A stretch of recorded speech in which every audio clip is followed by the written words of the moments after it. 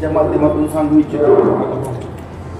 सोलापूर जिल्हा बार्शी तालुक्यातील सोयाबीन पिकावरील येलो मोजॅक हा जो रोगाचा प्रादुर्भाव झालेला होता आणि त्या अनुषंगानं जवळपास आपण 68,412 शेतकऱ्यांचे पंचनामे केलेले होते, परंतु मदत आणि पुनर्वसन या विभागाच्या माध्यमातून येलो मोजॅकच्या निधीच्या बाबतीमध्ये थोड्या अडचणी निर्माण होऊ लागलेल्या होत्या।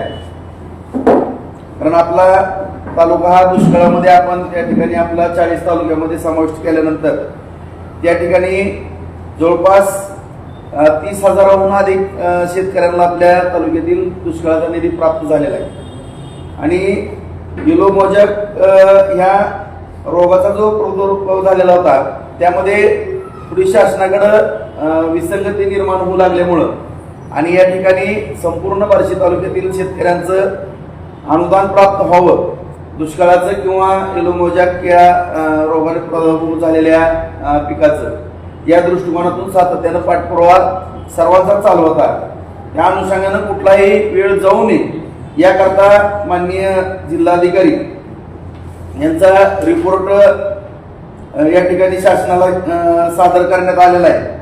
त्यांचा रिपोर्ट मी मागवण्याकरता माननीय मंत्री महोदयाला विनंती केली होती आणि त्या अनुषंगानं मंत्री महोदयांनी तो रिपोर्टही मागवलेला आहे आणि त्या अनुषंगानं मी अनिलजी पाटील साहेब मदत पुनर्वसन मंत्री महोदय यांना पत्रव्यवहार केलेला आहे आणि त्यामध्ये आम्ही अशी विनंती केलेली आहे की जर येलो मोजॅक या पिकाचं जर नुकसान आम्हाला मिळणार नसेल तर दुष्काळ निधीतून उर्वरित जे शेतकरी राहिलेले जवळपास माझ्या माहितीप्रमाणे 68,412 या ठिकाणी माझ्याकडे आकडा दिसून येतो, परंतु आणखीनही शेतकऱ्यांची संख्या वाढू शकते। परंतु या ठिकाणी आपल्या कुठल्याही शेतकऱ्याचं नुकसान होणार नाही याकरता दक्षता घेण्यात आलेली आहे आणि त्या पद्धतीचे प्रयत्न आपण या ठिकाणी करतोय आणि माझ्या माहितीप्रमाणे येणाऱ्या 10-15 दिवसामध्ये हा निधी वितरित होईल अशा पद्धतीचे या ठिकाणी आपण त्या ठिकाणी प्रयत्न केलेले आहेत।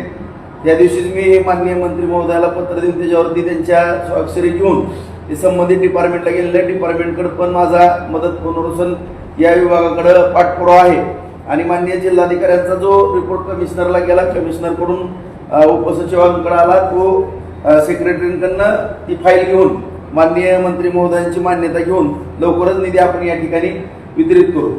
कारण या ठिकाणी एका सीझनला एकच नुकसान भरपाई आपल्याला देता येईल। आता येलो मोजॅकची जर दिली तर दुष्काळाची मिळणार नाही आणि जर दुष्काळाची दिली तर येलो मोजॅकची मिळणार नाही, परंतु आतापर्यंत आळीचा प्रादुर्भाव झाला किंवा अन्य काही रोग पडले म्हणून कापसाची बोंडआळी वगैरे असे काही निधी प्राप्त झालेले होते, परंतु ह्याच्यामध्ये थोडी विसंगती मलाच दिसू लागल्यामुळं आणि येणाऱ्या अडचणी येऊन विनाकारण आपल्या शेतकऱ्यांना दुष्काळाचे तरी पैसे मिळण्यापासून वंचित राहू नये याकरता या ठिकाणी अधिकाऱ्यांबरोबर बैठक आयोजित करून लवकरात लवकर शेतकरी बांधवांना हा निधी प्राप्त होण्याच्या दृष्टिकोनातून आपण प्रयत्न करतो। त्याचबरोबर या ठिकाणी बार्शी आणि खांडवी ज्या 2 मंडलाचा जो विषय सातत्यानं आहे, आपल्या 11 मंडल आहेत, 9 मंडलाला आपल्या विम्याची रक्कम मिळालेली आहे, परंतु या 2 मंडलाच्या बाबतीमध्ये आणखीनही फार मोठी अडचण त्या ठिकाणी सातत्यानं निर्माण होती की सगळ्याच शासन स्तरावरती हा निधी म्हणजे ते खंड पावसाचा जो आहे तो निकषच बसत नाही, तरी देखील आपण त्या ठिकाणी प्रयत्न करतोय।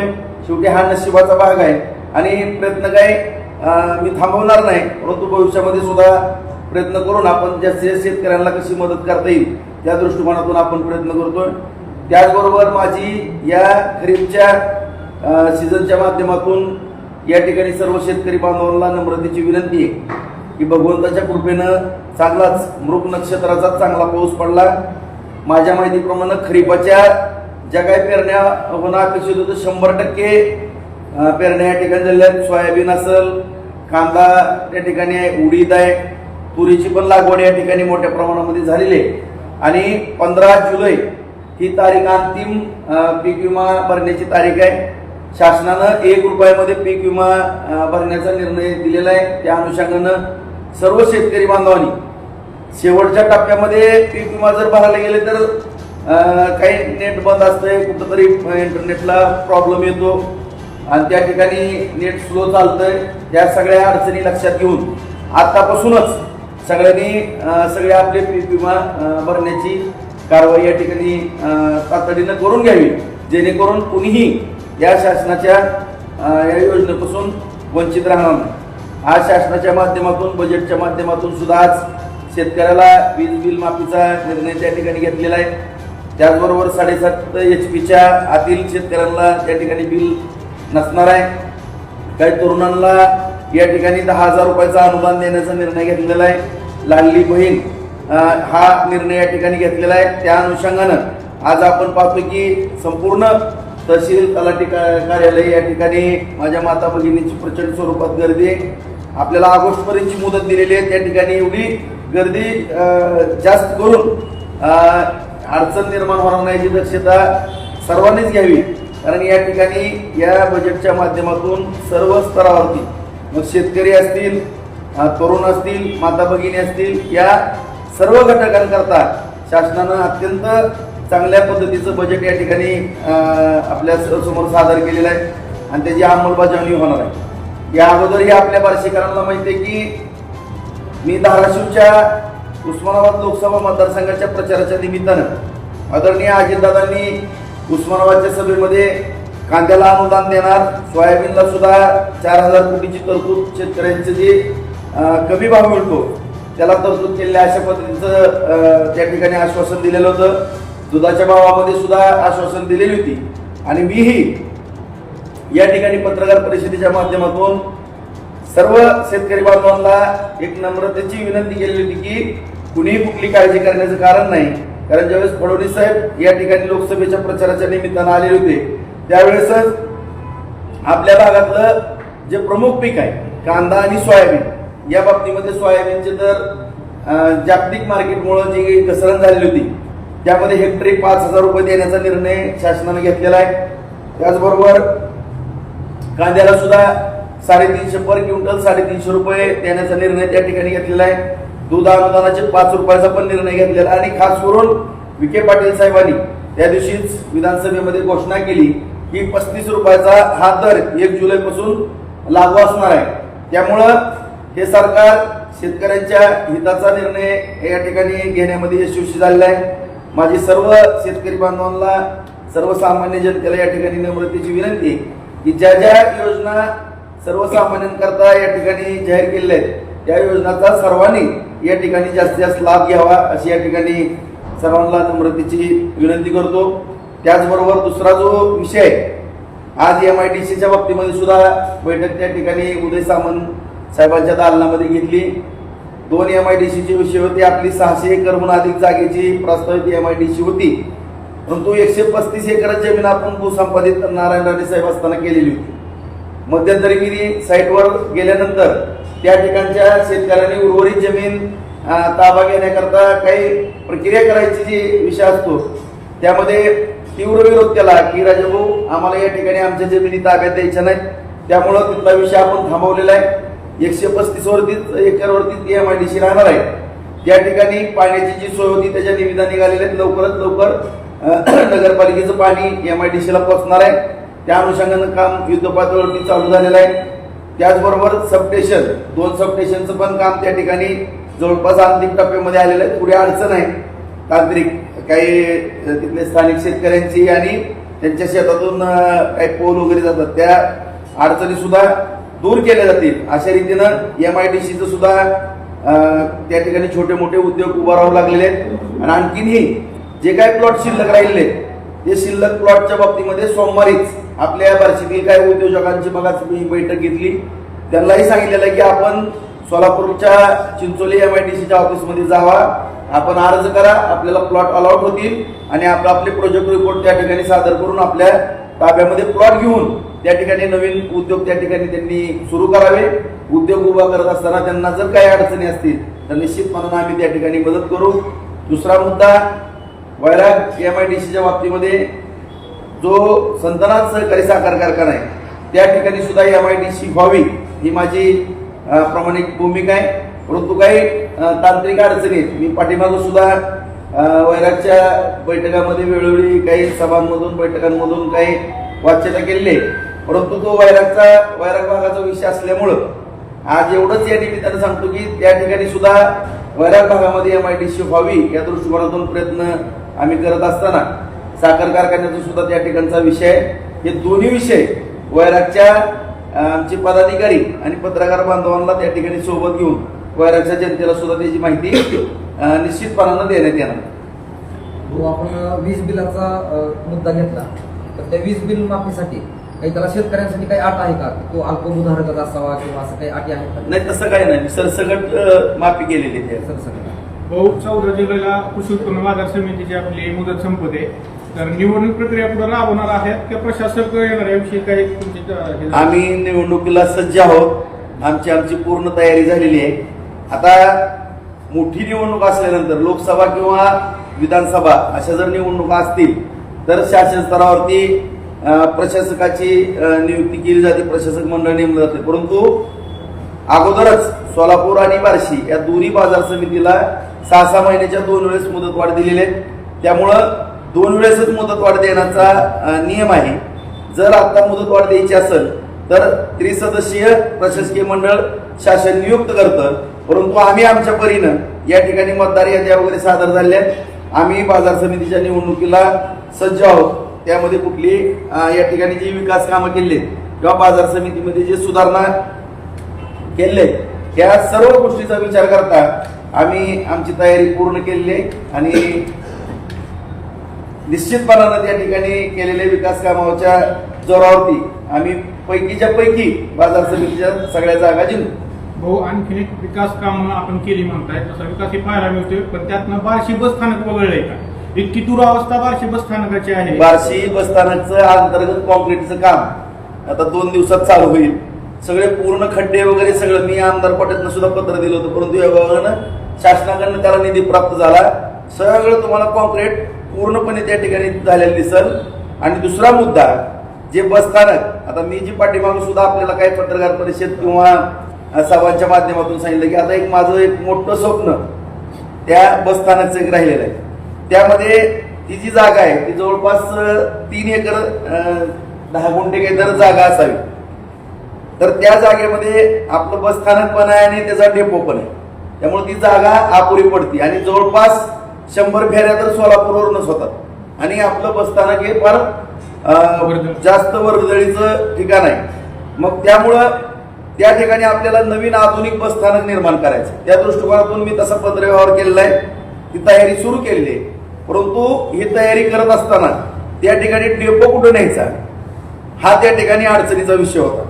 आणि ST महामंडळाचा डेपो असणं किंवा त्या ठिकाणी 3 एकर जागेमध्ये नवीन बस स्थानक, कडनं शॉपिंग सेंटर आणि डेपो बसणं शक्य नव्हतं. त्यामुळं आपला यशवंतनगरच्या पुढच्या बाजूला ज्या जमिनी आहेत त्या ठिकाणी एक गार्डनचं आरक्षण होतं. त्याच्यामध्ये मी चेंजेस करून त्या ठिकाणी बसस्थानकचा डेपो अशा पद्धतीचं आरक्षण त्या ठिकाणी ठेवलेलं आहे. कारण ह्याच्या अगोदर मला कोणावरती टीका करण्यामध्ये काही स्वारस्य नाही, परंतु या अगोदर ही जवळपास त्या भागामध्ये 12 एकर जमिनीवरती बस डेपोचं आरक्षण होतं, परंतु ते उठलं. आता जे काही त्यावेळेसच्या गोष्टी त्यावेळेस घडल्या, परंतु नव्यानं त्या ठिकाणी बसचा डेपो होईल आणि अलीकडे बस स्थानक आहे या जागेवरती. परत आणखीन गैरसमज व्हायचा, आहे या जागेवरतीच बस स्थानक सुंदर असं होईल. बस स्थानकाचा अनुभव एवढ्या खराब आहे, रोज बस गाड्या पडते आणि पन्नाडे पोळा काढायला मुंडी पोळा काढायला म्हणजे तुम्हाला तसं बोलू शकत नाही. आपण लवकरात लवकर प्रयत्न करून नवीन बस सुद्धा आपल्या डेपोला निर्माण करू. रोज 10-5 गाड्या पण पडते. लवकरात लवकर प्राप्त करू आपण चांगल्या नवीन बस आणि आपल्या साक्षीनं त्याचं उद्घाटन पण करू. तुम्ही सातत्यानं पाठपुरावा केल्यामुळं बार्शी कोर्टाच्या नवीन इमारतीचं त्या ठिकाणी वर्क ऑर्डर सुद्धा निघालेली आहे, पण प्रत्यक्ष कामाला कधी सुरुवात? एक 15-20 दिवसामध्ये. आता सगळा हा न्यायाधीशांच्या अखत्यारीतला विषय. आता ही सगळी निधीची तरतूद करणं वगैरे सगळं हे माझं काम मी पूर्ण केलेलं आहे.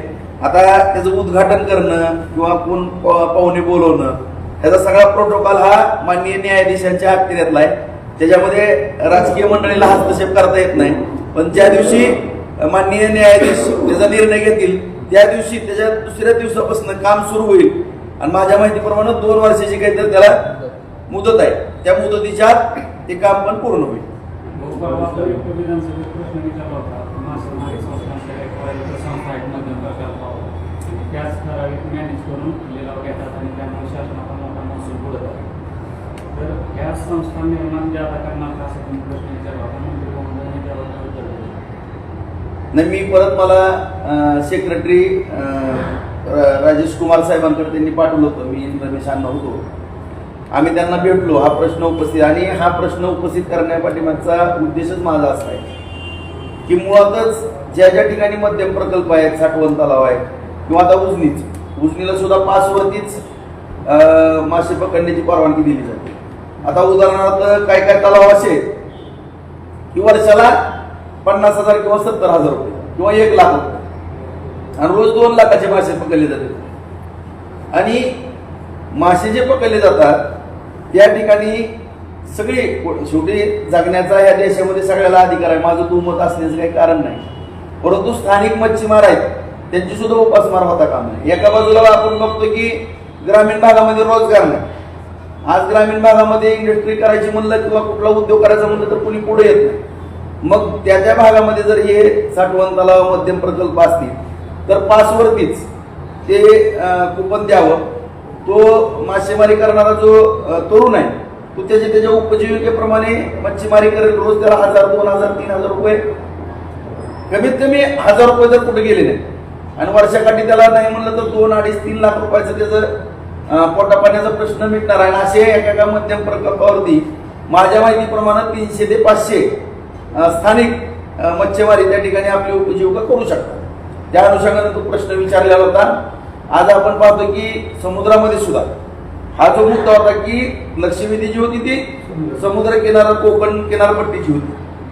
त्यामध्ये काय झालंय की आता उदाहरणार्थ पूर्वी वाळू काढायची, खोऱ्या पाटी ट्रॅक्टरमध्ये 2 टोपली म्हणजे टोपल्यानं वळवळ. आता एवढ्या मोठ्या मशिनरी आल्या की पंपिंग करून एका बाजूला काळ टाकला जातो, एका बाजूला वाळू टाकली जाते आणि एवढा हाय स्पीडचे सगळी यंत्रणा आलेली आहे. आणि अशा ह्याच्यामध्ये जर ती मच्छीमारी जर चालू आहे आता सध्या आणि तोच विषय होता सगळ्या आमदारांचा की स्थानिक मच्छीमारांची उपासमार न होता काय असेल ते बघा. परंतु ते जे ठेके घेतात किंवा परमिशन घेतात की या एरियामध्ये आम्ही करणार ते बोटिंग मध्ये मोठे यंत्रणा लावून मच्छीमारी करतात. त्यामुळं जे कोळी समाज बांधव आहेत किंवा आगरी समाज बांधव आहेत जे परंपरागत शेकडो वर्ष झालं ते त्यांची उपजीविका आहे त्यांच्यावरती परिणाम व्हायला लागला. त्याच्यामुळे हा प्रश्न त्या ठिकाणी उपस्थित झाला. एमएससीबीचा एक विषय आहे. गेल्या 2 वर्षापासून बार्शीचं आउटसोर्सिंगचं टेंडर निघालेलं नाहीये. तर सोलापूर सर्कलवरून ते मंजूर होऊन बारामतीला गेलेलं आहे परिमंडळ, परंतु अद्यापर्यंत मंजूर झालेलं नाही. जवळपास 9 ते 10 संस्था त्यासाठी क्वालिफाईड आहेत, पण आणखीन झालेलं नाही. ते कोटेशनवरतीच परत रिपीट करतायत आणि त्या संस्थेला देत आहेत. त्याची माहिती नाही, मी माहिती घेऊन बघतो.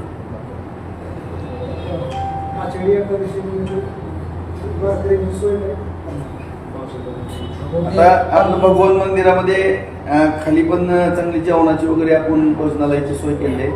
त्या ठिकाणी पण काही व्यवस्था होऊ शकते. आपण शाळांमध्ये पण काही व्यवस्था करू. परंतु आपलं जे भक्त निवास आता मंजूर झालेलं आहे, माझी या ठिकाणी भगवंताकडे प्रार्थना करतो की ते भगवत निवास लवकरात लवकर काम पूर्ण झालं तर पुढच्या वर्षी काही करून आपण ते आपले वारकरी त्या भक्त निवासामध्ये थांबवण्याची व्यवस्था करण्यामध्ये यशस्वी होऊ. दुसरा मुद्दा, त्या अनुषंगानं आपला जो तीर्थक्षेत्र आराखडा आहे तो सुद्धा शासनाला सादर झालेला आहे. त्याचा आता हाय पॉवर कमिटीकडे तो विषय जाईल आणि त्याची सुद्धा मंजुरी मिळून त्याच्यामध्ये आणखीनही आपल्याला भक्त निवास करता येतील, जेणेकरून मराठवाड्यातून येणाऱ्या दिंड्या आणि एकादशीचं पंढरपूरचं दर्शन झाल्यानंतर द्वादशीला जे बार्शीमध्ये सगळे वारकरी येतात त्यांची सुद्धा सोय करण्यामध्ये आपल्याला एक चांगली सोय आपण करू शकतो. ज्यावेळेस गजानन महाराजांची पालखी येते ना आणि दर्शनासाठी थांबते, तर तिथं वरून सगळं पाणी गळतंय आणि खाली सगळं पाणी साठलेलं असतं, चिखल खूप होतो. तर तिथं काही व्यवस्था करता आली तर? मी त्यांना स्वतःहून विनंती केली होती की माझ्याकडं काही निरोप आला होता की गजानन महाराजांच्या पालखीच्या बाबतीमध्ये काही सोय करा.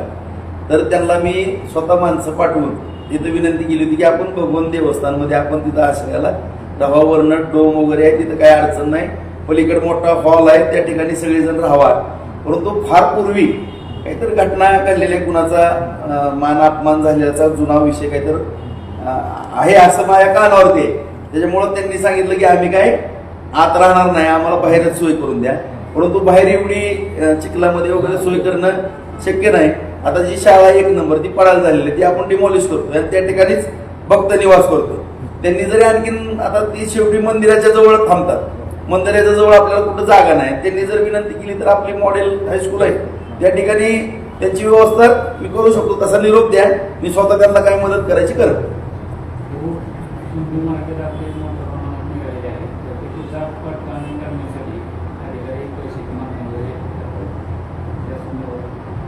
ज्या ज्या तरुणांना दाखल्याच्या बाबतीमध्ये काही अडचण असेल त्या तरुणांनी पूर्ण वेळ मी या ठिकाणी बसलेला असतो, रणवीर असतो, नाना असतो, त्यांनी मग आमची संपर्क साधावा. कुणालाही कुठली त्या ठिकाणी अडचण येऊन दिली जाणार.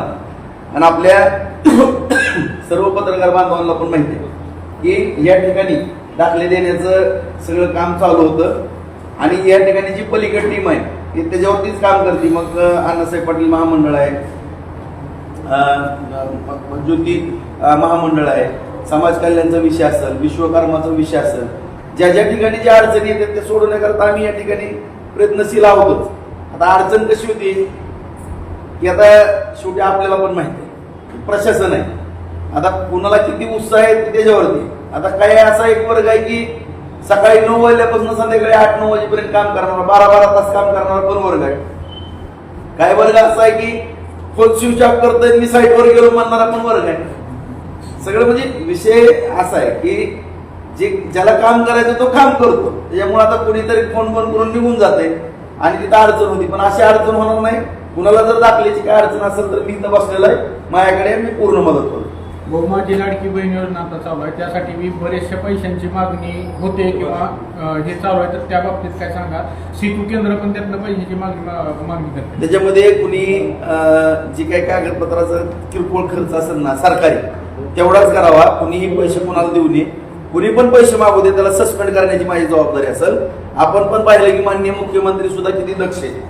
त्या दिवशी एक व्हिडिओ व्हायरल झाला तर ग्रामसेवक पण निलंबित केला, तलाठी पण निलंबित. आता अडचण काय माहितीये का की एवढी काही जण करतात की मग गर्दी झाल्यानंतर उगाच मार्केट निर्माण होते आणि ती काम करणारी व्यक्ती काहीतरी डिमांड करते.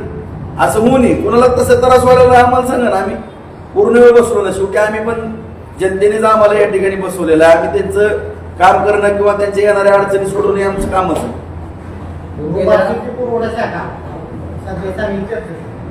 पैशासाठी पैशाची मागणी केली जाते, वारंवार तक्रार आहे. तिथं पैसे घेतले जाते ते आता सिद्ध झाले, मग त्यांचे पैसे घेतले त्याच्यावर नेमकं तुम्ही त्यांना काय केलं?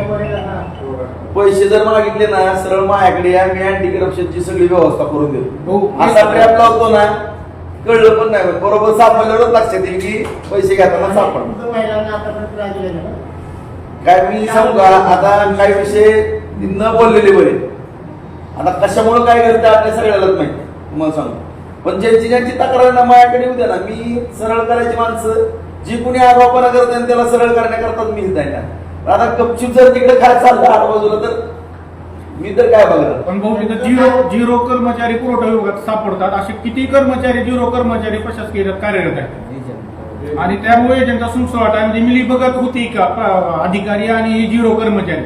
आता तुम्हाला पत्रकार बांधवांना मी सांगू इच्छितो की ह्या ऑफिसवर तुम्ही सकाळी 10 वाजल्यापासून 6 वाजेपर्यंत बसा. कुठलं काम सांगितलंय आणि ते काम ती आमची टीम करत नाही मोफत, ते मला सांगा. अरे मग या नाही तर करून देतो ना आम्ही मोफत. आता कुणाला जर कुणाकडे जाऊन पैसे द्यायचे तर त्याला दोष कुणाचा आहे सांगा ना तुम्ही. तुम्ही आता इथं सकाळी 10ला या, समोर ऑफिस आहे, तुम्ही बघा कुठलं पण काम सांगा. राशन कार्ड असेल, कुठलं विश्वकर्मा, अण्णासाहेब पाटील महामंडळ, बँकेचं प्रकरण, मुद्रा असेल, कुठलंही असेल, लगेचच आम्ही तिथे यंत्रणा लावतो. त्या पोरांना प्रश्न सुटना गेला तर ती माझ्याकडे येतात. मी बँकेत आमचा ताट्यांना पाठवतो, मी स्वतः फोन करतो. सगळ्याच कामात राशन कार्डाचं आणखीन सुद्धा मी आता एवढं दिवस जर राजकारण करतो, मी आमदार असताना सुद्धा मला कधी काय वाटलं नाही. माझा जर कॉम्प्युटरवरचा टायपिस्ट नाही आला तर मी हाताने पत्र लिहून तहसीलदार त्याला राशन कार्ड द्यायचं. राशन कार्ड काढून देण्याचं पण काम मी करतो. त्यामुळं कोणाला काय अडचण आली तर आहे ना. तो एक महत्वाचा प्रश्न आहे. मराठा समाजासाठी आपण आतापर्यंत खूप मोठं योगदान दिलेलं आहे आणि गेल्या 13 तारखेला मनोज जरांगे पाटील यांची आपण भेट घेतली आणि सरकारची आणि मनोज जरांगे पाटील यांची मध्यस्थी म्हणा किंवा पुढाकार घेऊन त्या ठिकाणी शंभूराज देसाई आणि तुम्ही 3 जणांची सदस्य समिती भेटली आणि 1 महिन्याची मुदत शासनानं त्यांना दिलेली होती. तर आता जवळपास 1 महिना होत आलेला आहे. या 13 जुलैला 1 महिना होतोय. तर त्याची प्रक्रिया नेमकी कुठपर्यंत आलेली आहे? संपूर्ण महाराष्ट्राचं लक्ष या गोष्टीकडे लागून नाही. आता त्याच्यावरती ज्यावेळेस आम्ही जरांगे पाटील साहेबांना ज्यावेळेस आम्ही भेटलो, शंभूराजे देसाई, मुंबरे मामा आणि मी, आम्ही भेटल्यानंतर तातडीनं शासनानं पावलं उचलली. माननीय मुख्यमंत्र्यांना, परत उपमुख्यमंत्र्यांना हे सगळे विषय मी जाऊन आपण सगळ्यांनी पाहिलेले ते सगळे त्यांच्या कानावरती घातलेले होते आणि त्या अनुषंगानं लगेचच मराठा आमदारांची बैठक पण भारतीय जनता पार्टीच्या कार्यालयामध्ये आयोजित केली होती. त्या अनुषंगानं आतापर्यंत सरकारनं मराठा समाजासाठी काय केलेलं आहे, सारथी योजनेच्या माध्यमातून काय केलेलं आहे, अण्णासाहेब पाटील महामंडळाच्या माध्यमातून काय केलेलं आहे, शिक्षणाच्या बाबतीमध्ये काय केलेलं आहे, सरकार आणखीनही बेरोजगार तरुणांच्या बाबतीमध्ये काय करायचं या दृष्टिकोनातून सातत्यानं प्रयत्न करते. आणि चंद्रकांत दादा या ठिकाणी उपसमितीचे अध्यक्ष आहे आणि त्यांच्याबरोबर सुद्धा सातत्यानं जवळपास माझ्या 3 बैठका झालेल्या आहेत. शंभूराजेंना सुद्धा मी सातत्यानं भेटतोय. मी असेल, राणा पाटील असेल, आम्ही सगळेच आमदार, अभिमन्यू पवार वगैरे सगळे आम्ही सातत्यानं ह्या सगळ्या चर्चा चालूच आहे आणि त्या दृष्टिकोनातून आता सर्वपक्षीय नेते मंडळीची सुद्धा बैठक या ठिकाणी शासन आयोजित करणार आहे आणि कशा पद्धतीनं सगळे सोयरीचा GR किंवा माननीय जरांगे पाटील साहेबांची जी मागणी, या मागणीचं जी काही त्यांची मागणी पूर्ण करायची त्या दृष्टिकोनातून जे त्यांना काय प्रयत्न करायचे आहेत ते सर्वपक्षीय नेत्यांना पण एकत्रित घेऊन त्यावरती हालचाली युद्ध पातळीवरती चालू झाले. आता ह्याच्यामध्ये काय झालंय, सगळंच राजकारण आहे. मी कुठल्या पक्षाचं नाव घेत नाही किंवा काय नाही, सगळेच म्हणतात आरक्षण तर जरांगे पाटील साहेबांच्या सांगण्यावरून दिलं पाहिजे. जरांगे पाटील साहेबांची मागणी आहे की ओबीसीतच आरक्षण मिळालं पाहिजे. एका बाजूला कुणबीचे दाखले मराठा समाजाने मिळालेले, 10% SC/BCचं आरक्षण त्या ठिकाणी दिलेलं आहे. आणखीनही हैदराबाद संस्थांचं गॅजेटचा विषय, सातारा गॅजेटचा विषय त्या ठिकाणी आहे. असा हा फार मोठा विषय सातत्यानं शासनाच्या पुढे आहे. आता इकडं वीर आणि इकडं आठ अशी परिस्थिती.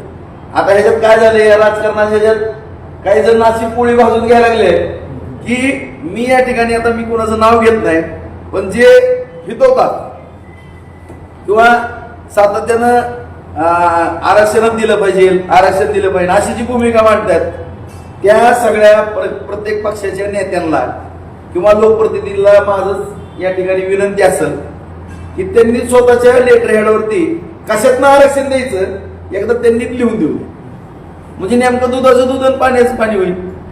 शेवटी एक पिक्चर होता कादर खानचा, कादर खान विरोधी पक्षी नेते, एक मला आठवतं ते पिक्चर, ज्यावेळेस प्रचंड पूर आला होता, हाहाकार माजला होता आणि असा पूर आला की मुख्यमंत्री म्हणजे कादर खान सांगत होते त्यांच्या PA-ला, जर मुख्यमंत्री हेलिकॉप्टरने गेले तर असं हेडलाईन कर की खाली जनता तडफडून पुरात मारायला लागली आणि हेलिकॉप्टरमध्ये आयुष करते, आणि जर रेल्वेनं मुख्यमंत्री गेले तिथं पूरग्रस्तांना भेटायला, तातडीनं जायची मदत तिथं द्यायची सोडून स्लोमध्ये रेल्वेनं चालल्या, असं विरोधी पक्षाचं काम आहे महाराष्ट्रात.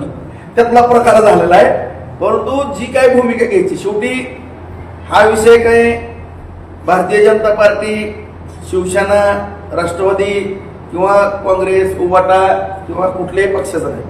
सगळ्यात महत्वाचा आहे की हा आपल्या देशाच्या भवितव्याचा विषय. मी माझ्यासारखा तर एक प्रामाणिक कार्यकर्ता म्हणून ह्याच्यामधून कुठल्याही समाजामध्ये तेढ निर्माण होता कामा नये. सगळीजण ज्या पद्धतीनं सुखसमाधानानं नांदत होती त्याच पद्धतीनं नांदावं. आज जर आपण ग्रामीण भागामध्ये किंवा शहरामध्ये शाळेमध्ये जर पाहिलं, लहान लहान मुलं सुद्धा ती ह्या जातीचं आहे, ती त्या जातीचं आहे, हे जातीचं आहे, आपण वेगळं बसू, ही चाललेलं आहे.